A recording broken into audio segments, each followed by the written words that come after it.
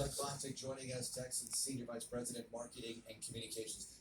Uniforms, this may have come up a few times. You have to ask. Where are we at? Where are we going? And there's a lot attached to that, so what can you share with us high level right now? I mean, I'll answer any question you have. Okay. Right? So, high level, we're finally at a point where designs are done, which means it's a drawing on a piece of paper, right? Mm-hmm. So right now, between probably 2 months ago and November, Nike's working on actually making the one-of-one prototypes. And we've shared in the public, Cal has stated publicly that we'll have 40 uniforms, so across the board, all 4 will be new. So we literally get 4 jerseys sent to us in November, or maybe we'll go out to Nike in Beaverton and see them in person. And that's the moment where drawing comes to life. So we're finally at that stage where jerseys are locked, pants are locked, socks are locked, helmets are locked, which means we may have a few tricks up our sleeve for next year. Way to honor tradition, but also try some new stuff along the way. So all that's done. We're just waiting for those first prototypes that we can't wait to get our hands on. Well, I can't wait to see 4 uniforms. So that is awesome. Yep. When do we see them? When do they get unveiled to the public, Doug? April of next year.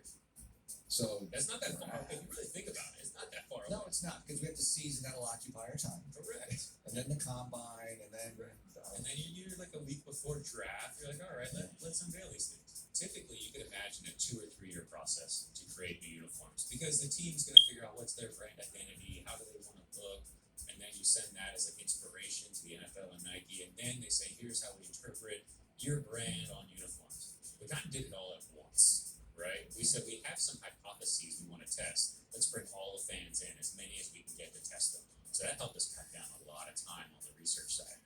2, I would say, this is so important to the organization that Cal McNair, Greg Grissom, myself, and a few other staff, we immediately went to the NFL and we said, we want to refresh. This is the feedback we're hearing from our fans. We even took a trip out to New York to meet with Goodell in person and said, here's what we're thinking, here's what we'd like to do. And from that moment on, the league said, we want to support the Houston Texans. But what drove the process was the fan feedback, right? First or second month on the job, we're talking to fans, forget formal focus groups and formal surveys. We're talking to fans at training camp. We're talking to fans at every preseason game. We literally walk the building sometimes. We're like, hey, why are you wearing that light blue jersey other than it says Warren Moon? You look like you're 18. You weren't around for that team, right? Yeah. Like, oh, it's just cool. I love this color, right? So all that feedback, fans were saying us even from those casual conversations. Y'all don't feel H-Town. Y'all don't feel like part of the city.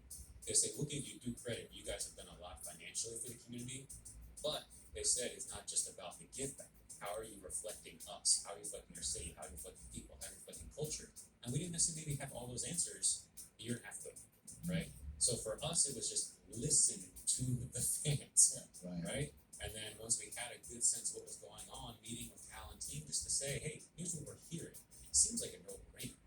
And then it became about leaning on the fans and leaning from a lot of people we have here that are from H-Town, born and raised, to help shape that future of the creative and the marketing or whatever it may be. So yes, this is the city that I think I love because it really reflects my own character. But at the end of the day, the fan feedback from day one made us go, let's lean in. And you've leaned in a lot. It's good. H-Town made. H-Town made. All right, Doug, thanks a lot for joining us. We'll visit again soon. We'll make this a regular kind of thing.